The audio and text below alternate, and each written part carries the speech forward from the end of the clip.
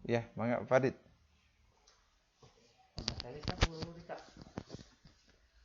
Assalamualaikum warahmatullahi wabarakatuh. Waalaikumsalam warahmatullahi wabarakatuh. Gimana kabarnya? Pada sehat? Alhamdulillah sehat, Bu Farid. Dan semuanya diberikan kesehatan dan dijauhkan dari segala penyakit. Amin. Perkenalkan, saya Farid Abdullah sebagai host dan Bapak Asep Junaidi sebagai pemateri dan Ibu Rika sebagai moderator. Sebelumnya saya mohon maaf atas keterlambatan dalam sesi kedua ini karena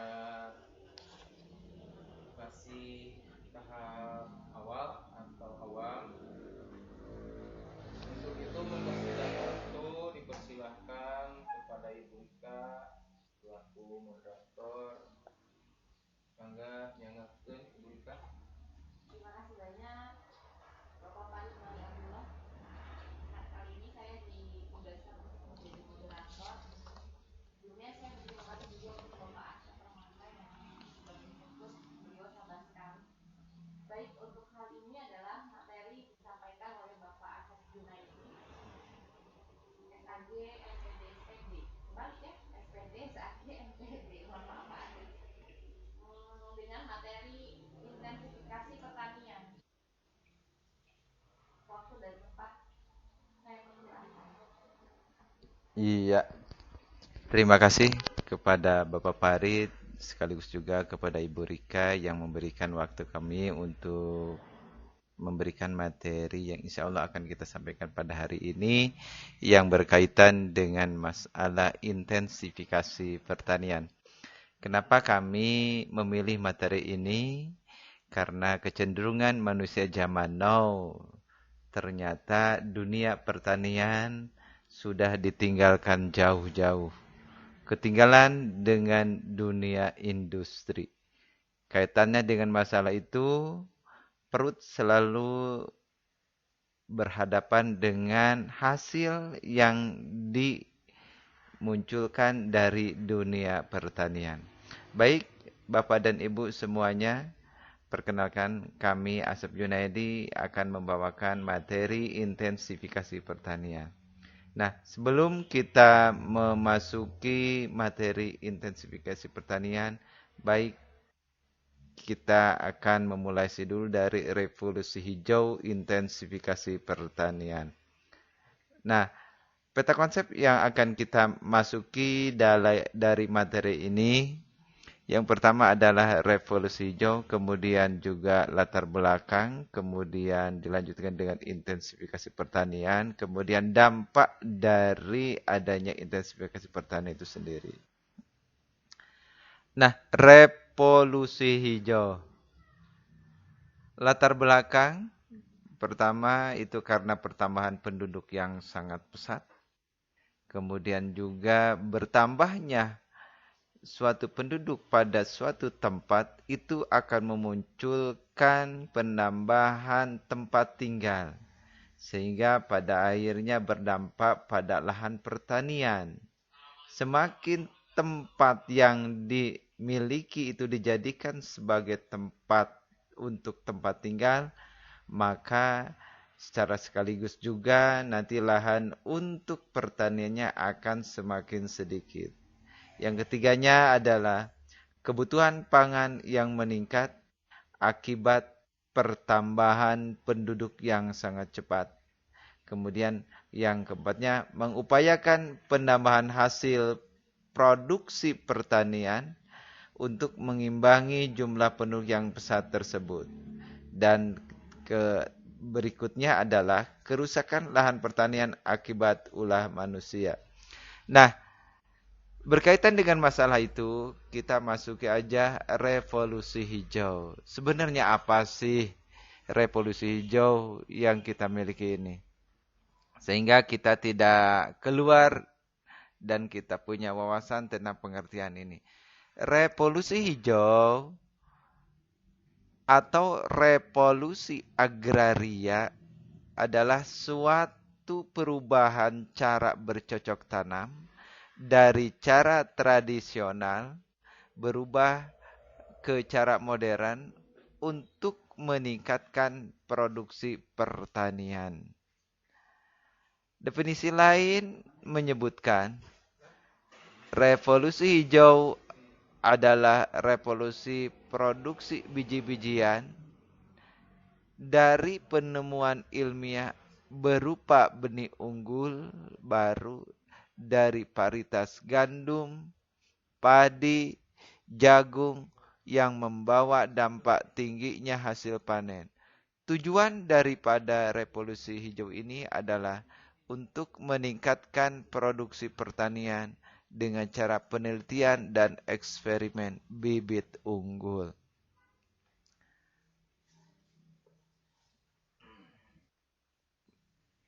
Revolusi hijau dapat dikatakan juga sebagai suatu istilah untuk menggambarkan sebuah transformasi agrikultural yang membawa peningkatan produksi secara signifikan di banyak negara berkembang sekitar tahun 1940 sampai dengan 1960. Penemuan awal. Gagasan tentang revolusi hijau bermula dari hasil penelitian dan tulisan Robert Malthus yang hidup pada tahun 1766 sampai dengan 1834 yang berpendapat bahwa kemiskinan dan kemelaratan adalah masalah yang dihadapi manusia yang disebabkan oleh tidak seimbangnya pertumbuhan penduduk dengan peningkatan produksi pertanian. Dan pengaruh tulisan Robert Malthus ini yaitu gerakan pengendalian pertumbuhan penduduk dengan cara pengontrolan jumlah kelahiran. Kemudian gerakan usaha mencari dan meneliti bibit unggul dalam bidang pertanian. Apakah tujuan dari revolusi hijau itu?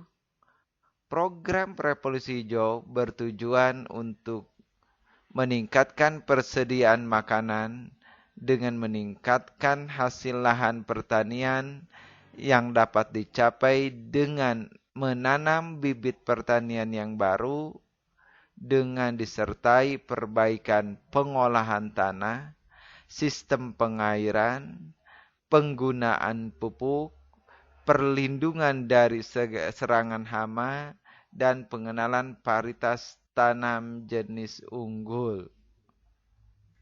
Nah, gerakan reformasi pelaksanaan revolusi hijau ini disponsor oleh Ford dan Rockefeller Foundation yang memiliki dua pendapat penelitian yang bernama International College and With Improvement Center di Filipina yang bernama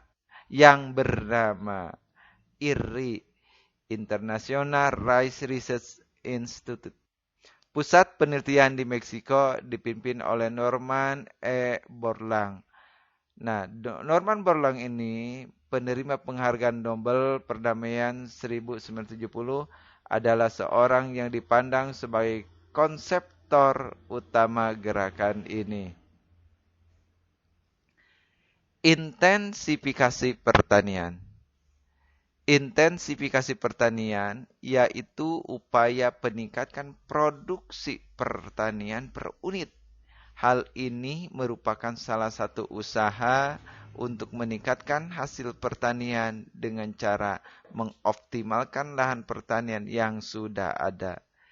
Intensifikasi pertanian memang sangat dianjurkan untuk diterapkan agar produk dan hasil pertanian bisa lebih banyak dengan kualitas yang lebih baik pula.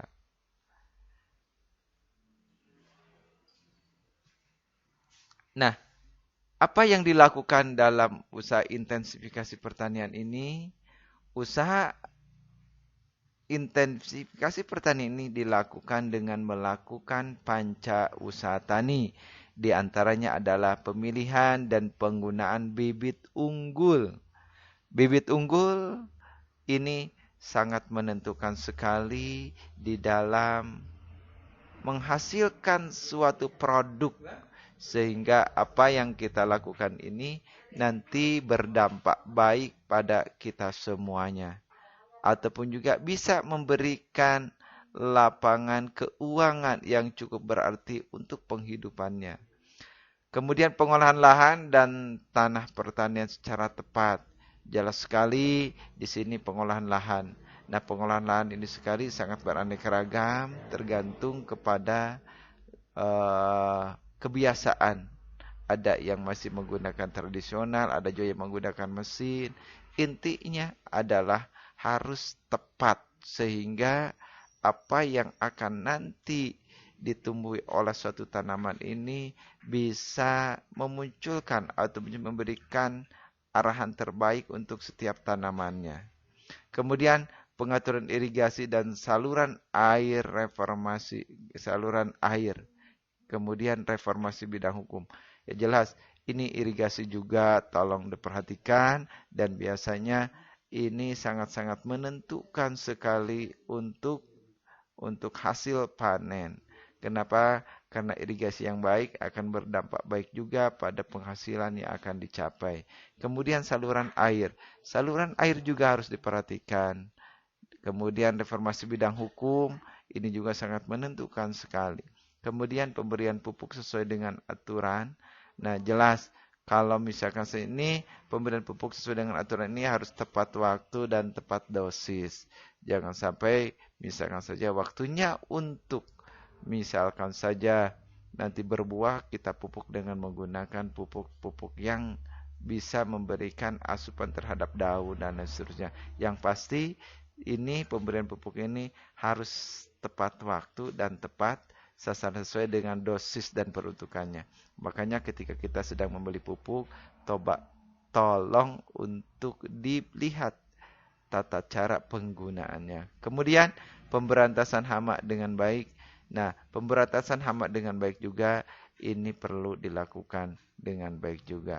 Ada penyakit, kemudian ada hama yang tentunya ini sangat mengganggu sekali terhadap pertumbuhan suatu tanaman yang kita miliki. Pemilihan dan penggunaan bibit unggul. Sebelum mulai memanfaatkan lahan pertanian, Anda harus pintar-pintar memilih bibit unggul. Karena bibit unggul tentu akan menghasilkan produk pertanian yang berkualitas. Jenis bibit unggul yang baik adalah bibit yang hampir tidak memiliki kekurangan, mulai dari ukuran dan kuantitas produk yang akan dihasilkan nanti, sampai pada ketahanan bibit tersebut terhadap serangan hama. Contoh misalnya bibit unggul IR64. IR ini singkatan International Rice, ya 64 itu nomornya. Kemudian PB5 atau juga Raja Lele untuk bibit padi. Setelah berhasil mendapatkan bibit unggul yang baik, hal yang harus dilakukan adalah mengolah tanah agar siap pakai. Mengolah tanah bisa dengan dua macam, yaitu menggunakan alat tradisional ataupun juga cangkul. Biasanya kalau yang namanya cangkul ini kalau di Jawa Barat itu satu alat yang pokok ya, ataupun juga satu yang harus ada untuk mengolah cangkul ini. Makanya hampir setiap petani di Jawa Barat pasti memiliki cangkul. Ya kan, yang boleh dikatakan cangkul itu sendiri bervariatif mulai dari ukuran ataupun juga pegangannya. Setiap daerah pokoknya beraneka ragam. Kita abaikan untuk masalah keanekaragamannya, yang pasti alatnya sudah dimiliki. Atau alat modern atau traktor. Nah, sekarang itu zaman-zamannya traktor, walaupun masih juga kita dapati alat yang tradisional dengan menggunakan kambing, menggunakan kerbau, ataupun juga untuk daerah-daerah lain itu masih menggunakan sapi. Nah, itu terlepas gimana kebiasaan. Untuk mengatasi permasalahan tersebut, Dulu Presiden B.J. Habibie melakukan perbaikan di bidang ekonomi dan politik yang berkaitan dengan masalah ini. Kemudian pengolahan ini bertujuan agar tanah tidak padat dan bisa menyerap air lebih banyak. Tanah yang sudah diolah tentu akan lebih mudah untuk ditanami. Tanaman pun akan lebih mudah tumbuh dan mengambil zat-zat unsur hara dalam tanah dan juga akan memberikan oksigen yang sangat baik apabila sudah tidak padat. Pengaturan irigasi atau saluran air. Hal lain yang penting dalam intensifikasi pertanian adalah pengaturan pasokan air ke lahan pertanian. Bagaimanapun, tanaman adalah makhluk hidup yang sangat bergantung akan air. Pasokan air yang cukup tentu akan sangat mempengaruhi pertumbuhan tanaman dan tentu juga produk-produk yang dihasilkan nanti. Nah, menyediakan klinik dokter dan obat-obatan untuk kesehatan umum dengan harga yang terjangkau. Ya, sama seperti layaknya kita manusia tentunya. Nah, dampak baik. Meningkatkan produksi tanaman pangan, kemudian juga peningkatan produksi pangan menyebabkan kebutuhan primer masyarakat industri menjadi terpenuhi. Jelas ya, kalau misalkan sesuatunya sudah ada, mungkin ataupun juga satu kepastian dengan keuangan yang dia punya, maka dia akan memberikan satu kekuasaan untuk membeli atau juga untuk memenuhi kebutuhan primernya. Indonesia berhasil mencapai swasembada beras ketika zaman Pak Harto. Entah zaman sekarang dunia pertanian kita sudah menjadikan hal yang terbalik. Kenapa? Apalagi di daerah Jawa Barat, tepatnya di daerah-daerah yang ada di pinggiran seperti misalnya saja Bapunjur atau Bogor, Bekasi, Kerawang itu sekarang sudah beralih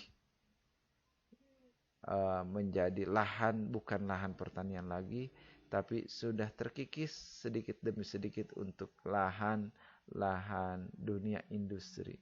Dan sudah saatnya lah kita yang memiliki tempat yang sedikit untuk meningkatkan kualitas dari pangan yang kita miliki dengan cara intensifikasi pertanian.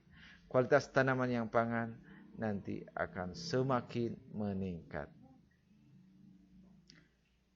Dampak buruk daripada itu, berbagai organisme penyubur tanah akan musnah. Ya, misalkan saja sebagai contoh, gini, kita misalkan saja sebelum pengolahan tanah, biasa misalkan saja seorang petani itu selalu sebelum ataupun juga sesudah padi ditanam, selalu misalkan saja menaburkan puradan.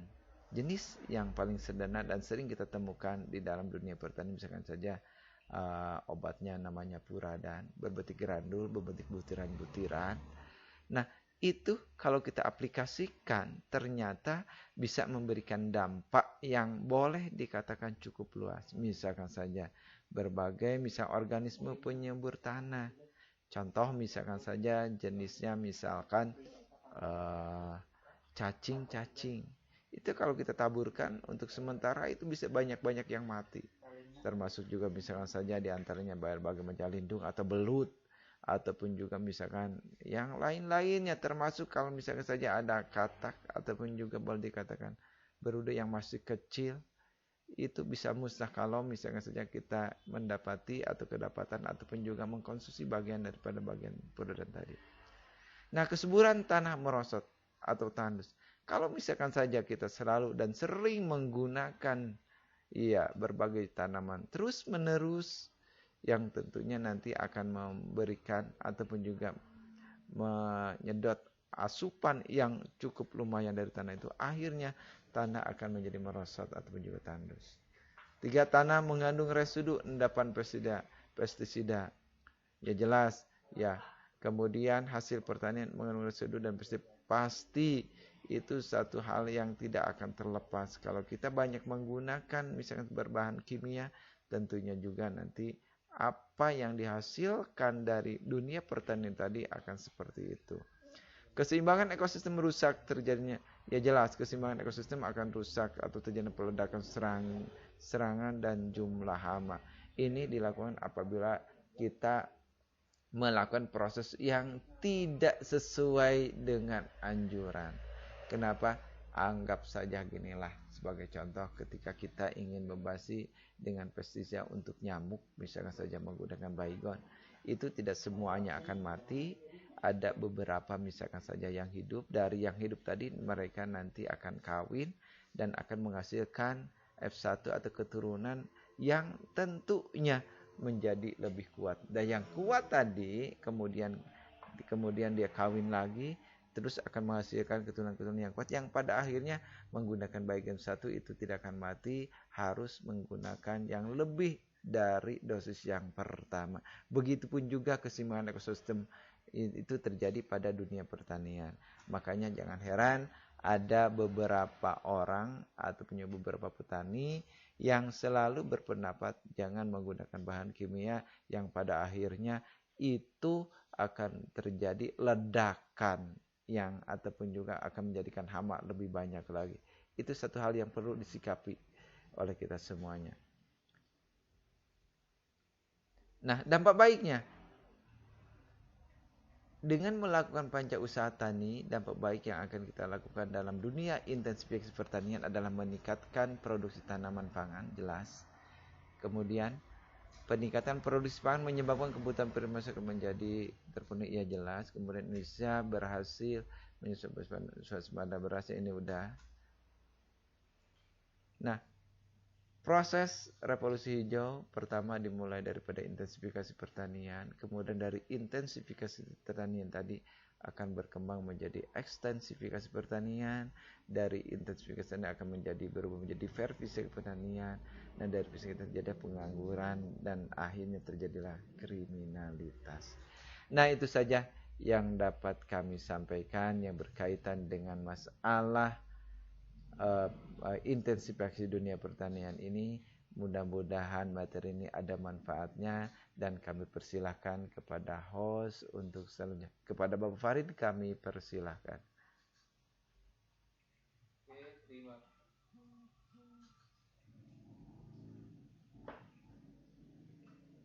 Terima kasih terhadap Bapak Asep Junaidi selaku pengantar materi.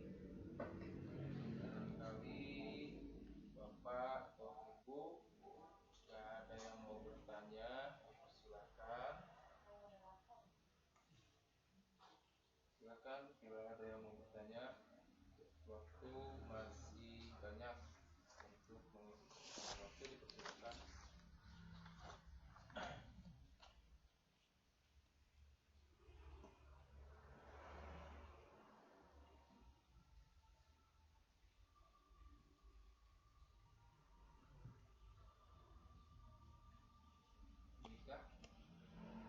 Ya, untuk materi intensifikasi pertanian. Terima kasih banyak Bapak.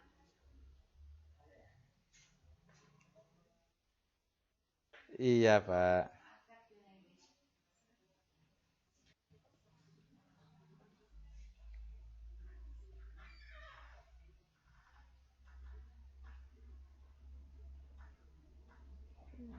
Iya.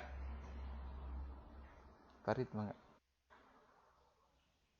Silakan Bapak Asep Junaidi menjawab pertanyaan dari Oh iya. Permana ya. Iya, terima kasih Bapak Lukman atas pertanyaannya. Beliau adalah pengawas Kemendag Sukabumi. Terima kasih juga pada Bu Rika untuk memberi tanggapan dari pertanyaan. Apakah Indonesia sekarang ini masih swasembada pangan? Pada kenyataannya sekarang Indonesia bukan lagi swasembada pangan, malah kebanyakan pangan-pangan itu sendiri adalah diimpor dari negara lain. Dan justru bagi kita berkewajiban untuk mengembalikan nilai yang sudah kita punya. Nah, apakah kita bisa melakukan kegiatan ini? Ini tergantung kepada mereka yang ada di atas. Dalam artian gini, harus ada sumbangsaran dari berbagai pihak yang tentunya ini akan memberikan harapan maju kepada dunia pertanian kita. Kalau dilihat dari lahan pertanian yang kita punya, justru kita saat ini sudah memiliki lahan yang menyempit, yang tentunya agak sulit sekali untuk melakukan atau mencapai swasembada pangan tadi kalau tidak dilakukan dengan cara intensifikasi pertanian. Dan hal yang perlu kita lakukan juga adalah dunia Indonesia kebanyakan adalah para petani yang tentunya ini juga harus diberikan muatan-muatan keilmuan atau pola pikir yang tentunya harus dirubah. Yang dalam hal ini ya Departemen Pertanian yang tentunya harus lebih bertanggung jawab terhadap pemenuhan pangan di dalam negeri. Jadi mohon maaf untuk sementara, saat ini Indonesia bukan lagi swasembada pangan, malah kekurangan pangan. Kenapa? Karena kalau kita dapati dari semua yang ada, hampir berbagai jenis pangan itu diimpor dari negara-negara lain. Ya mungkin itu yang bisa disampaikan, mudah-mudahan saja tidak puas. Kami persilakan Pak Farid. Bu Rika mohon maaf. Terima kasih banyak Bapak Junaidi dengan pertanyaannya. Bagaimana dengan Bapak Iman dan saya Fernando untuk jawaban dari Bapak Asif Junaidi? Atau malah mungkin ada pertanyaan selanjutnya? Ya, sama-sama Pak. Ada pertanyaan lanjutan Bapak sebagai moderator, saya membatasi sampai dengan 3 pertanyaan. Ini ada 2 pertanyaan lagi.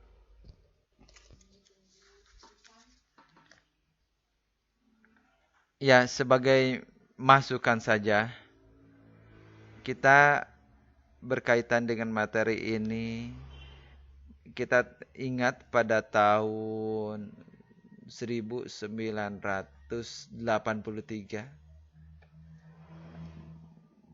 itu terjadi reorganisasi pada Badan Litbang Pertanian sehingga mengalami beberapa unit atau punya beberapa nama unit di dalamnya. Kemudian pada tahun 1993 sesuai dengan Kepres nomor 83 tahun 1993 dibentuk Balai Pengkajian Teknologi Pertanian atau yang lebih dikenal dengan sekarang itu dengan BPTP. Jadi kalau kita ingat BPTP, pasti itu adalah satu balai pengkajian teknologi pertanian. Dan Loka Pengkajian Teknologi Pertanian atau LPTP yang tersebar di seluruh provinsi di Indonesia. Nah, di era reformasi tahun 1998, Departemen Pertanian itu kehilangan arah. Pada era ini rakyat mengalami krisis kepercayaan terhadap pemerintah yang sangat mendominasi. Dampak yang ditimbulkannya cukup besar sehingga kegiatan-kegiatan penyuluhan dan intensifikasi pertanian itu mulai melambat. Dampak yang ditimbulkannya adalah rendahnya produktivitas pertanian, terutama pada tanaman pangan dan hortikultura. Kemudian pada tahun 2005 muncul rencana pemerintah dalam melakukan revitalisasi pertanian Indonesia. Hal ini ditindaklanjuti dengan Undang-Undang Nomor 16 Tahun 2006 mengenai sistem penyuluhan pertanian, peternakan dan hutan. Kemudian ditindaklanjuti dengan Peraturan Menteri Pertanian Nomor 273 2007 terkait dengan penyebaran penyuluhan pertanian. Nah, konsentrasi peningkatan produksi dan produktivitas dan komoditas pertanian ini mengantarkan Indonesia mencapai swasembada beras kedua pada tahun 2008. Nah, Pada tahun 2010 pertanian Indonesia membaik dengan mengarahnya sistem organik yang efektif, mengurangi penggunaan pupuk kimia, dan mulai digalakan beberapa daerah sehingga saat ini pertanian terus mengalami perkembangan yang berdampak positif, dan itulah beberapa yang kami dapatkan dari beberapa literatur yang berkaitan dengan dunia pertanian.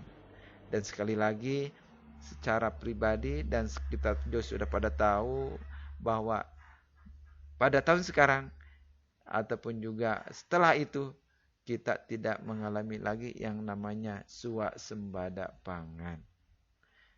Nah, itu mungkin sebagai masukan-masukan yang tentunya ya kita sekiranya mudah-mudahan ada manfaatnya untuk kita semua.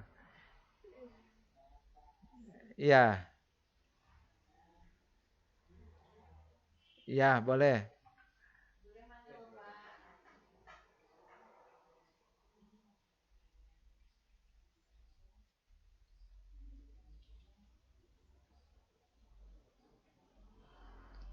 Ya, Presiden. Ya,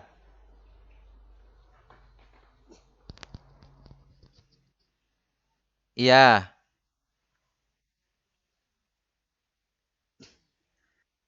iya, iya,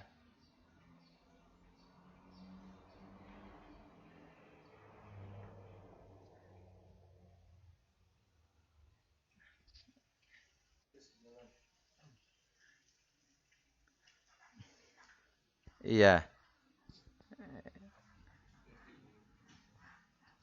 Iya, terima kasih Bapak Lukman atas masukannya.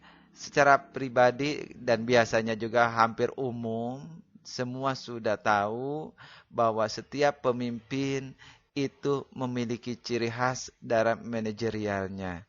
Yang tentunya ini sangat berdampak sekali pada apa yang ingin dicapai pada kemajuan di depannya. Dan kita tahu pemimpin itu tergantung kepada pola pikirnya itu sendiri. Dan pola pikir itu sendiri kita semua tahu dibentuk dengan pengalaman-pengalaman berharga yang dimilikinya ketika dia sedang sekolah ataupun juga misalkan sedang berhubungan dengan atau berkomunikasi dengan yang lain termasuk yang lainnya. Dan untuk masalah ini Pak Lukman, saya sendiri sepakat dengan pendapat Pak Lukman. Jadi tidak adanya kesinambungan yang harus diperhatikan. Oh, mohon maaf, Bapak Firman ya. Tidak ada kesinambungan yang harus, misalkan saja gini. Sekiranya misalkan itu menjadi bahan pokok yang harus kita lakukan dalam artian itu akan menambah kekuatan ekonomi kita, kenapa tidak gitu kan ya.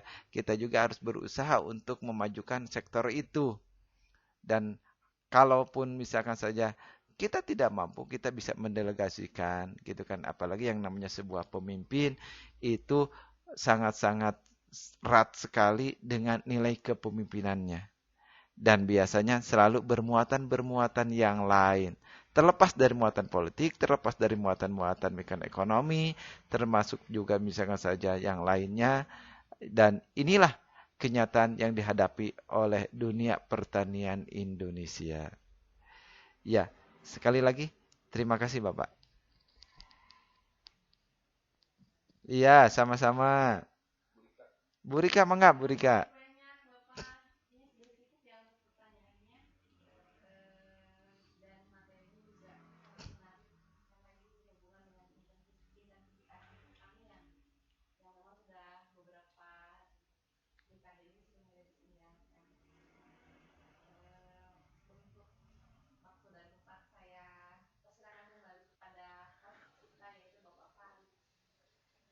Terima kasih Ibu Rita selaku moderator dan Bapak Ashraf Junaidi selaku pemateri, dan kami ucapkan terima kasih kepada Bapak Firman Fajar dan Bapak Heri Permana. Terima kasih atas kehadirannya. Semoga yang disampaikan, terima kasih juga terhadap Pak Permana. Semoga aja yang disampaikan oleh Bapak Ashraf tadi bermanfaat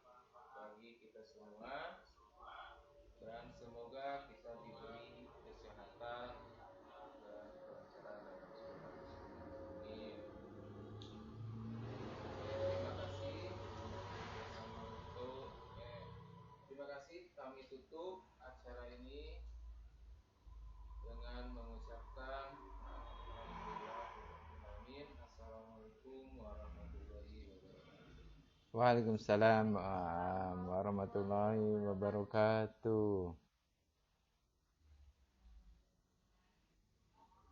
Ya. Oh, sudah di share Pak tadi. Sudah di share paling atas ya. Bisa di grup Rit. Oh, di share. Oh iya. Sudah di share kembali Pak. Ya. Terima kasih Pak. Tadi gila ayat 2.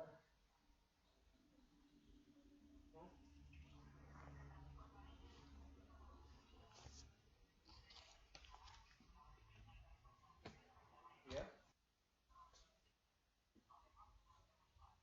Oh iya. Iya iya iya. Pak, terima kasih Pak. Ya, makasih Pak. Iya, terima kasih.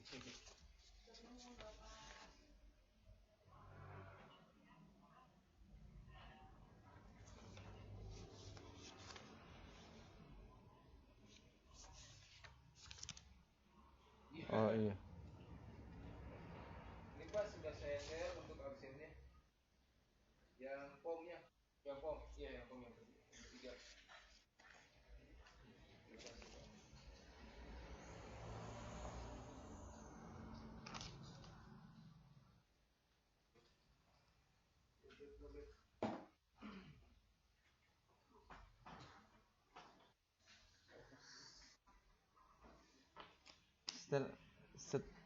Setelah ini jangan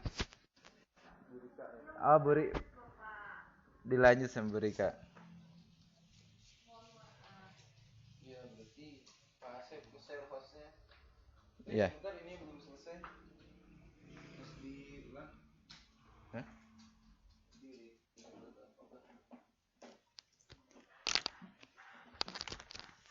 Jadi selama ayah gambar mah ini masih di sharingnya. Langsung ditutup ya tak. Nona. Sami-sami Bapak, nuhun Bapak. Iya, kemana tuh Mbak Rit? Waalaikumsalam. Iya. Iya.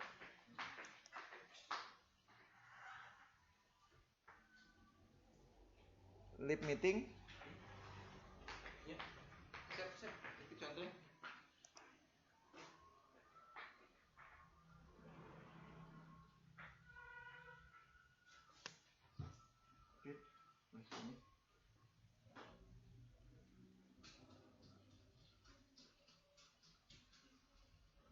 Kegiatan nomor teleponnya Karoba jadi Rika Lestari.